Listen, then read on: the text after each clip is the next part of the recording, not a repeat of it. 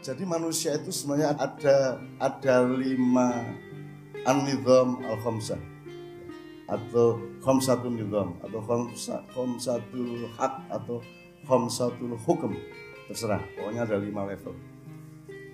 Manusia di dunia ini level pertama aja belum ada yang lulus, yaitu kebenaran atau manajemen atau sistem sunnah, haqqus sunnah, nidhamus sunnah. Yang kedua, nidhamul qudrah. Iki aku dhewe ya kirana bukune ning ndi ya. Nek takon dari mana kitabnya, dari Mbah Nun tanggal 17 ngono to. Itu. Dicatat dulu aja. Nidhamus sunnah atau haqqus sunnah. Kemudian kedua nidhamul qudrah. Kemudian nidhamul karamah. Yang keempat nidhamus syafa'ah. Dan yang kelima hakku atau nidhamut tajaliyah. Jadi ini Anda punya 5 kemungkinan dalam hidup ini, tapi Anda hanya diajari pada level pertama, dan itu aja kita masih punya kasus besar, punya masalah besar seperti yang Mas Tanto sebut tadi. Tema kita lupa. Lupa itu hanya pada level pertama. Sunnah itu artinya gini loh. Sunnah itu yang baku yang Allah bikin, ya. Sunnatullah. Jadi yang baku yang Allah bikin, bahwa angin berembus ke tempat yang lebih kosong, bahwa air mengalir ke tempat yang lebih rendah, bahwa semua taat kepada gravitasi, bahwa bumi ini ada struktur yang pakai lempengan-lempengan, dan ada saat-saat di mana lempengan itu mencoba menggerak-gerakkan dirinya untuk mencari keseimbangan baru, kemudian berakibat pada gempa. Jadi manusia itu untuk ngurusi sunnatullah saja belum lulus. Maka Pak Tanto menciptakan bedanya rumah modern dengan rumah tradisional di suku-suku dulu dan seterusnya, mengenai sejarah. Jadi begitu banyak kita lupa. Kita sebenarnya lupa sama Islam, karena yang kita maksud Islam itu belum tentu Islam. Itu berarti kan potensi lupa, gitu lah. Wis nek gue kadang lali bahwa apa ibumu, apa adikmu, apa tonggomu itu kadang-kadang kamu tidak lengkap ingatanmu tentang dia. Itu namanya juga satu potensi lupa. Jadi lupa itu macam-macam, iso lali pleng total, iso lali sebagian, bisa berupa ketidaklengkapan. Ya. Sok-sok sembayang we lali Gusti Allah, ya ra. Kowe mangan ya lali nek segoi seko beras. Tahu kelingan? Lara kelingan toh. Jadi kita tidak pernah tidak lupa. Makanya al-insanu makhlukun nisyan wal khata'. Ya. Sekarang ini orang kehilangan pemaknaan yang lengkap mengenai hampir setiap kata. Kata negara salah. Salah itu berarti lupa. Kan ada Pancasila, ada pilar negara segala macam. Saya bikin baru. Jadi sebenarnya asal usulnya kan ono tanah air jenenge Nusantara sing akhirnya dadi Indonesia kuwi to. Kemudian di situ ada orang yang tinggal di situ namanya rakyat, kan gitu kan. Rakyat itu bikin rumah namanya negara. Terus rakyat membayar orang untuk ngurusi negara, untuk ngurusi rumahnya namanya pemerintah. Sekarang orang lupa bahwa pemerintah bukan negara. Pemerintah itu bukan yang memiliki negara. Pemerintah itu adalah orang bayaran yang digaji oleh rakyat untuk ngurusi rumahnya rakyat. Nah, Anda sudah seringkali saya omongin mengenai betapa tidak jelasnya sistem presidensial kita ini. Kemarin di Genduli Cinta kita bahas agak lebih mendalam. Betapa ASN lupa bahwa dia bukan anak buahnya pemerintah. Dia mengabdi kepada atau dia taat kepada undang-undang negara. BUMN kok ada kementeriannya di pemerintahan? BUMN itu milik negara kok. Kok dia menjadi anak buahnya presiden dan ada kementeriannya? Seharusnya kementerian, tidak ada kementerian. Seharusnya lembaga negara punya unit BUMN, kan begitu. Kok sekarang BUMN di bawah pemerintah? Polisi kok di bawah pemerintah? Wong polisi itu alat negara. Wong negara itu permanen, kalau pemerintah kan temporer. Pemerintah hanya 5 tahun. Kalau negara kan tidak ada endingnya. Kan kita sudah pelajari bersama itu dan seterusnya. Itu kita juga lupa. Itu juga kita tidak lengkap, itu juga kita juga abai, salah. Kalau bahasa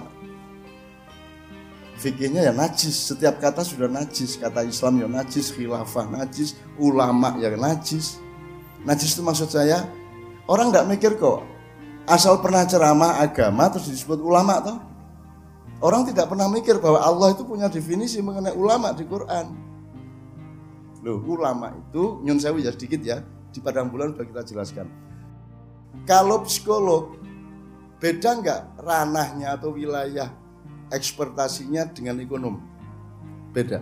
Jadi psikolog, ekonom, ahli pertanian, sosiolog, politolog dan seterusnya ada ranah yang jelas. Kalau dalam Islam, faqih itu ahli hukum Islam. Dia namanya faqih, kalau jamak namanya fuqaha. Lahirlah MUI, lahirlah Majelis Tarjih, lahirlah Basul Masail. Itu namanya fuqaha, bukan ulama. Kalau ulama tidak ada ranahnya, atau ranahnya itu menyeluruh. Karena di Quran sebutannya adalah gini, di antara semua hamba-hambaku yang takut kepadaku itulah ulama. Kan itu. Terus kita terjemahnya gini, ada ulama, ada insinyur, ada pengusaha, ada pejabat. Yang takut sama Allah adalah yang ulama. Menurut cara memikir, menurut cara ya kuali. Nah, kuali itu kan bentuk dari lali. Nek prasaku ora ngono kuwi. Ben kowe iki tukang ojek, Grab, Gojek, kowe iki sopir taksi, kowe iki kuli pasar, kowe iki ahli yoga, apa wae sakarepmu, pegawai hotel, presiden boleh, asal kamu itu orang yang takut kepada Tuhan, maka itulah ulama. Meskipun kamu tidak punya pemahaman sebagaimana yang sekarang dikenal pemahaman para ulama. Tidak ada orang masuk surga karena ilmu, tidak ada orang masuk surga karena kepandaian. Tidak ada Tuhan mencintaimu karena kepandaianmu terus kamu datang dengan membawa, ya Allah aku pandai. Nek Jibril mari ya gitu. Nek Israel oh tak duduk dasmu kan gitu. Lain-lain malaikat juga macam-macam. Ada yang radikalis, ada yang fundamentalis, ada yang intoleran, ada yang macam-macam.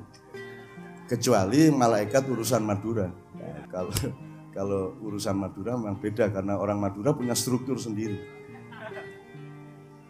Tahu bulan kemarin kan sudah saya katakan hari kemerdekaan aja 16 Agustus atau semua 17 dia 16. Saya tahu ngerti gue. Tinggal dalang sesuk ya.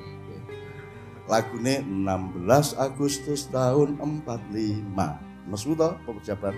Terus ke besoknya hari kemerdekaan kita muter lagi. Kapusan kowe karo wong Madura, ya ta? Ngono. Nek Madura memang jangan diurus. Dia punya hubungan khusus sama Allah Subhanahu wa taala lewat pintu belakang, gitu. Oke, tadi pokoknya intinya di wilayah yang default sunatullah saja kita masih banyak keliru-keliru. Orang modern terlalu mengandalkan ilmu, jadinya teknologi, jadinya industri, jadinya kapitalisme, jadinya hedonisme, jadinya kulinerisme, jadinya pokoknya adalah milik yang sifatnya jasadiyah. Milik gendong lali kata orang Jawa. Saya tidak menyalahkan itu, tetapi Anda menjadi manusia yang tidak lengkap. Anda terlalu menonjolkan tulang Anda sehingga keindahan-keindahan dan faktor lain dari diri Anda menjadi tidak tergarap. Nah, pokoknya intinya seperti itu ya. Nah, nanti kalau kita sudah punya kesempatan aku nyicil yang kedua tadi apa? Nizamul Qudra. Nizamul Qudra. Kapan nanti saya jelaskan. Yang ketiga Nizamul Karomah. Ini peristiwanya bisa agak sama tapi klausulnya berbeda, subjeknya berbeda dan hubungan transaksionalnya berbeda. Kemudian yang keempat Nidhamus Syafa'ah. Syafa'ah ini ahlinya adalah Anda sebenarnya. Dan Anda mengalami itu ya. Yang terakhir Nidhamul Tajalliyah. Tajalliyah itu artinya Anda betul-betul ya singkat katanya tuh semua yang Anda lakukan sebenarnya adalah Tuhan yang melakukan, jelas. Kamu hanya alatnya Tuhan. Kira-kira seperti itu. Ya. Jadi ngopo-ngopo itu tetap karepe Gusti Allah panjenengan. Kuwi koyo persis koyo manuk, persis koyo suket, persis koyo wit-witan, persis koyo angin. Karena angin udara itu tidak berlaku selain seperti yang persis dikehendaki oleh Allah. Ya malu mayu marun, itu yang terakhir. Jadi nidhamu tajalliyah. Tapi itu pelan-pelan ya, kita pembelajarannya bisa 3-4 kali maknya. Tapi malam hari ini kita khususkan pembenahan wilayah pertama atau level pertama, yaitu sunnah. Defaultnya hidup itu bagaimana. Terus kita ternyata masih punya banyak kekurangan. Apalagi di Indonesia, kekurangan itu dinikmati. Dan orang mencari keuntungan dari ketidaklengkapan itu. Bahkan itu adalah aset ekonomi, aset kapitalisme yang besar di Indonesia. Coba, turnamen Republik Indonesia itu, nek disebut turnamen bal-balan petinju ya. Babak penyisian ora lulus iso mlebu final. Ya lah. Semifinal belum selesai dia sudah bertanding untuk memperebutkan emas. Boleh kok dadi Indonesia. Lagi wae dadi wakil gubernur sedelet loh. Saiki wis final loh. Entok kok. Itu berarti Indonesia mau berpihak kepada lupa. Berpihak kepada ketidakjelasan konstitusi atau aturan atau nizam tadi itu. Jadi wali kota urung bar, jadi gubernur lagi sedelet jadi presiden. Itu kan iki bal-balan capopo iki U19 besok harus lawan Cina Taipei besok malam, ya. Nggak bisa langsung final. Di Indonesia boleh langsung final. Loh, di Indonesia itu kena kartu merah masih boleh main kok. Jelas kena KPK masih boleh nyalek kok. Masih boleh nyalon kok, betul enggak? Sudah jelas kartu merah masih boleh. Jadi ini turnamen lupa yang luar biasa. Dan banyak sekali klausul-klausul gitu. Apalagi kalau lihat detailnya lagi gitu lagi. Wasit kok melu nendang bal. Lho iki pemainnya kok do nggawa semprit dhewe-dhewe. Prit, Ratna. Prit sapa kan gitu. Prit gitu lagi. Dan ternyata turnamen itu dimiliki oleh salah satu klub. Oleh perusahaan yang membiayai salah satu klub, sehingga seluruh pertandingan itu diupayakan direkayasa supaya yang menang adalah klub milik dia yang membiayai turnamen. Kan itu. Nah, klubnya namanya Sembilan Naga. Kira-kira seperti itu ya teman sekalian ya. Jadi ini turnamen lupa. Nah, kapan-kapan kita naik dari, kalau Anda tidak bisa menemukan satu sistem besar di sunnah tadi, di sunnatullah yang level pertama, maka Anda punya peluang untuk mencari kudroh. Anda punya peluang untuk naik, syukur mendapatkan karomah dari Allah, masuk ke rongga di mana ada karomah Allah. Itu dengan lelaku pribadi yang luar biasa berarti. Disitulah para aulia, disitulah Imam Lapeo di Mandar, disitulah Syekhona Khalil di Bangkalan, ya disitulah Syekh Yusuf dari Mandar sampai ke Afrika Selatan dan seterusnya. Nah, kita pelan-pelan. Menurut saya Anda tidak perlu belajar dengan taraf-taraf yang daki-daki orang. Angger kowe ngerti 5 kuwi, Anda bisa menempuhnya sendiri dan mudah-mudahan Allah ngijabahi. Jadi uripmu tetap mendapat kemudahan-kemudahan yang di luar perhitunganmu sendiri dan tidak bisa dihitung oleh manusia. Kudune loro ora loro iso, ya lah. Ya kudune ora mana iso mana. Gara-gara anu tadi, syafa'ah atau karomah tadi. Frame-nya sudah jelas ya. Kita sedang mencari peningkatan kualitas dan daya negosiasi terhadap hidup dan Allah secara pelan-pelan untuk meningkat, sehingga Anda tidak terlalu pusing oleh masalah-masalah kecil seperti pilpres. Anda tidak pusing oleh masalah-masalah garis, bahkan tidak pusing oleh masalah bidang, bahkan tidak pusing oleh masalah bangunan, karena adalah manusia yang berpikir ruang. Anda berpikir gelembung besar yang tajalliyah tadi itu. Mudah-mudahan setiap yang Anda alami sebenarnya adalah tajallullah atau tajalliyatullah, ya.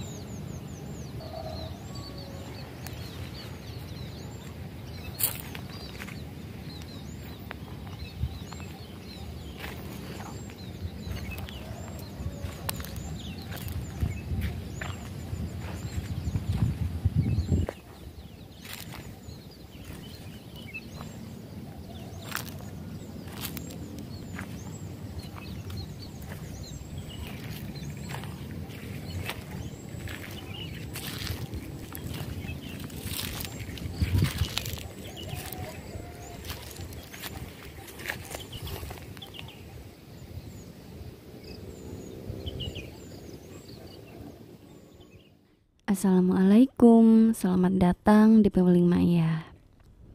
Berikut ini hanya sekedar ulasan atau pointer untuk pembelajaran bersama.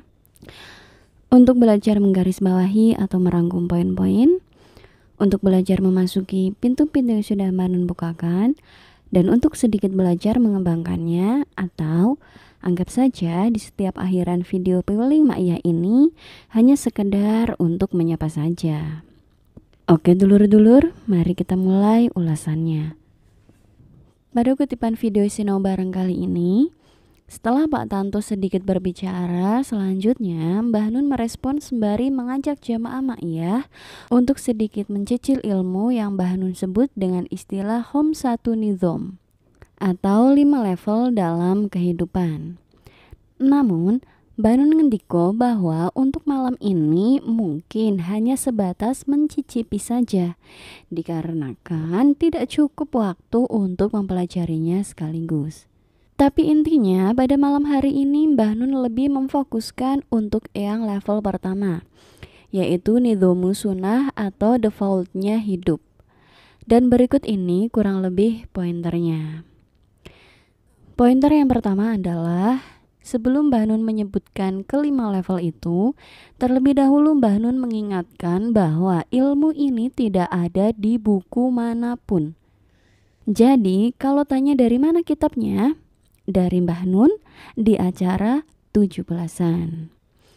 Nah, 17-an itu maksudnya acara Ma'iyahan rutin di Jogja yang dinamai Mocopat Syafaat dan diselenggarakan setiap bulan pada tanggal 17.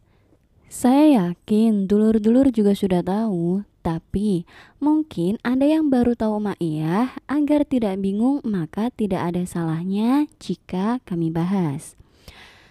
Bukan untuk sok tahu, hanya saja agar tidak terlalu bias. Jadi acara sinau bareng atau Ma'iyahan itu kan ada acara rutinnya di beberapa kota. Seperti misalnya Mocopatan ini yang ada di Yogyakarta pada tanggal 17 Masehi di setiap bulannya. Kemudian ada juga yang di Jakarta namanya Kenduri Cinta dan diselenggarakan pada setiap hari Jumat minggu kedua.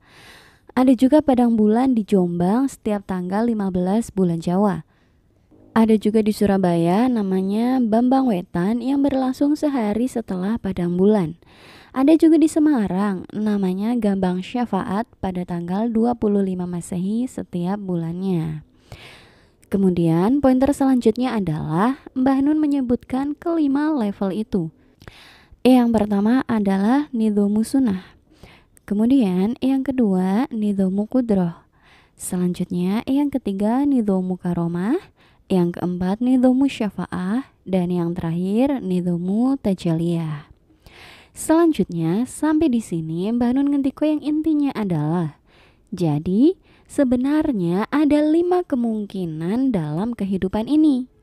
Namun pada masa kita berlangsung sekarang, kita hanya diajarkan satu level saja, yakni level yang pertama.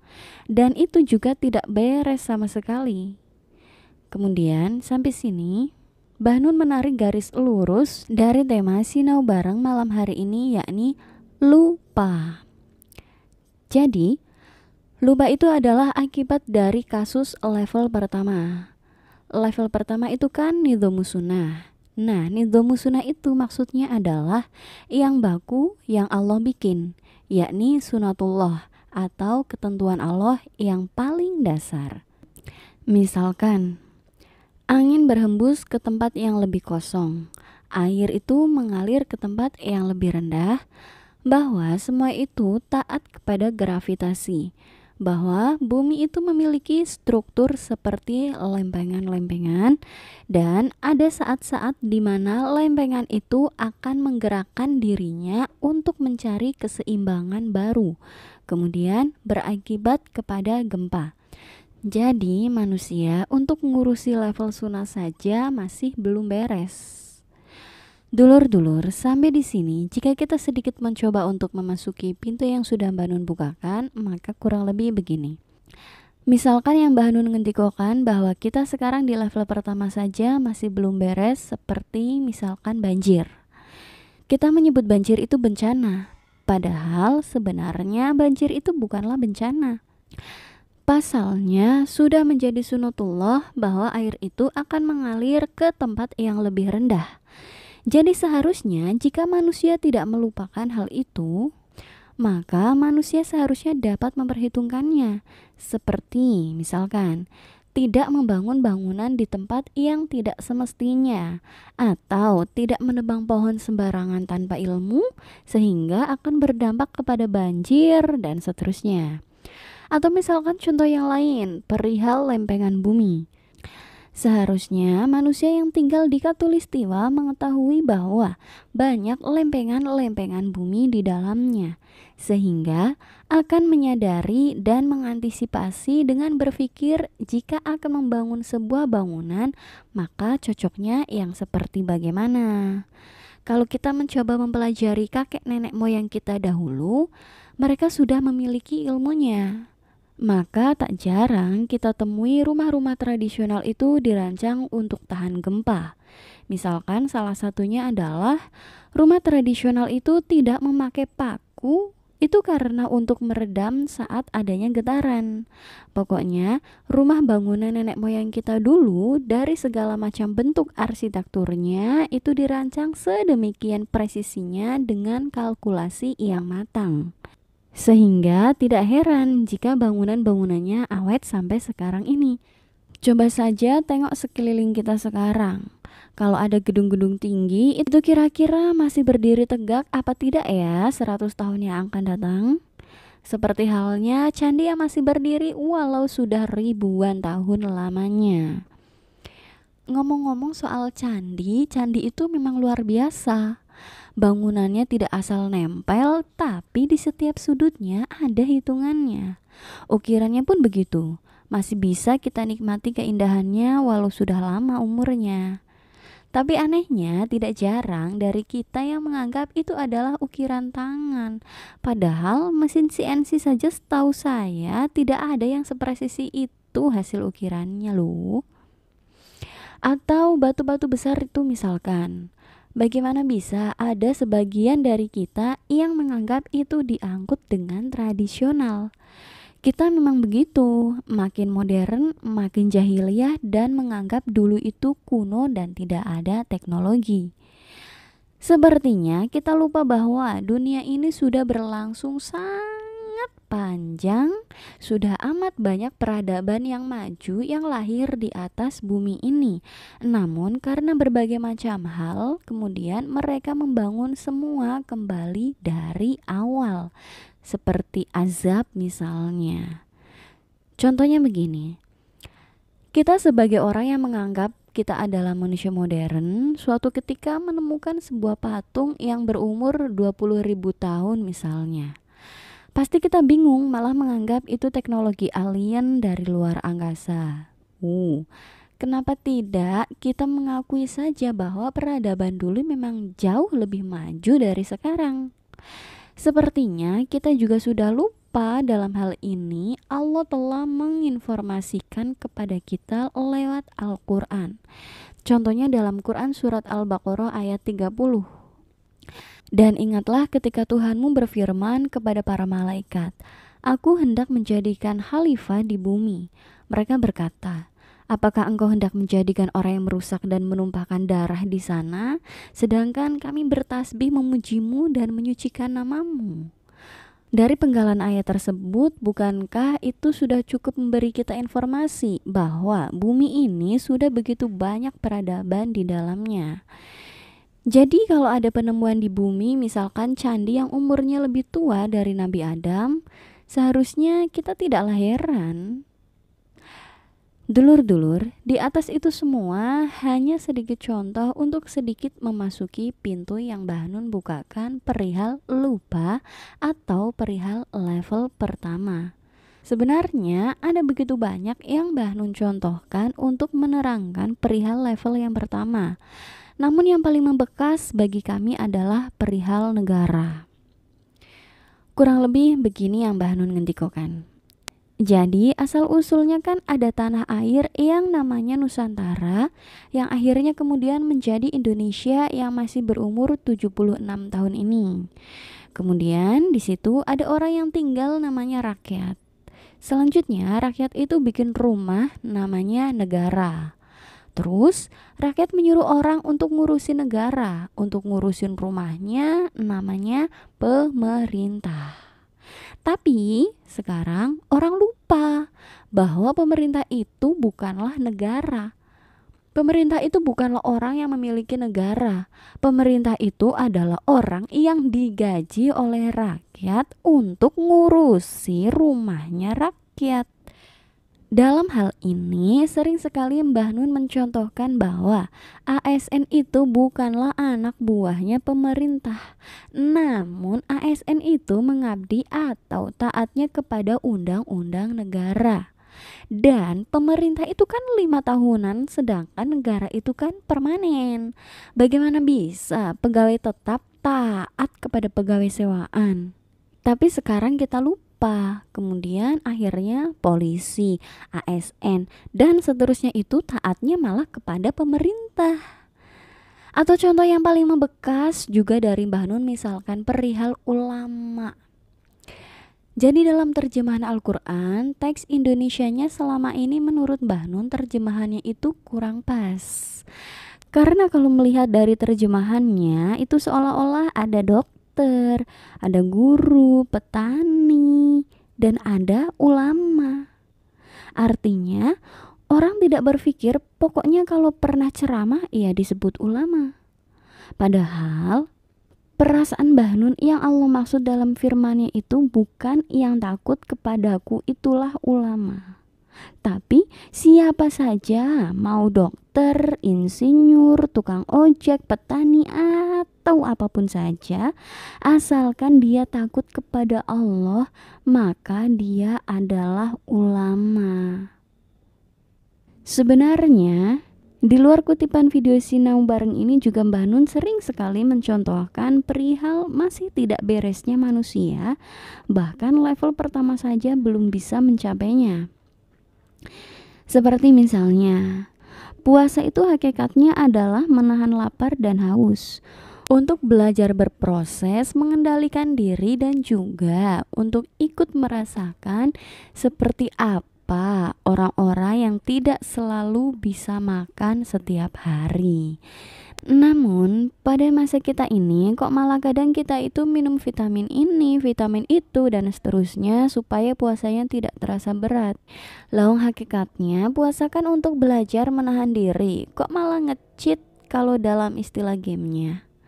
Atau juga yang Mbah Nun sering contohkan, misalkan buka pakai korma itu sunnah, sedangkan selain korma tidak sunnah. Padahal hakikatnya itu bukan pada kormanya, namun hakikatnya berbukalah dengan buah yang belum terkena kompor atau yang belum diolah alias yang langsung dari Allah Subhanahu wa Ta'ala. Intinya buah yang langsung dari pohonnya dan yang belum diolah. Lah kalau hanya korma saja yang dapat pahala, lah susah sekali harus impor dulu. Bagaimana kalau ada yang cuma buat buka saja, biasanya hanya sekedarnya. Mana mungkin bisa beli korma segala. Jadi sekiranya kalau memang hanya korma yang dapat pahala, maka pastilah Allah takdirkan korma itu tumbuh di seluruh dunia. Dulur-dulur, intinya yang default saja atau yang level pertama saja kita masih banyak kekeliruan.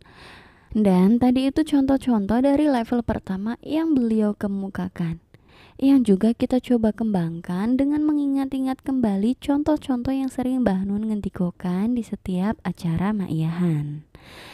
Selanjutnya, pointer yang terakhir adalah intinya pada kutipan video Sinau Bareng ini Mbah Nun mengajak untuk sedikit mencicipi ilmu Khamsatun Nidham atau 5 level dalam hidup.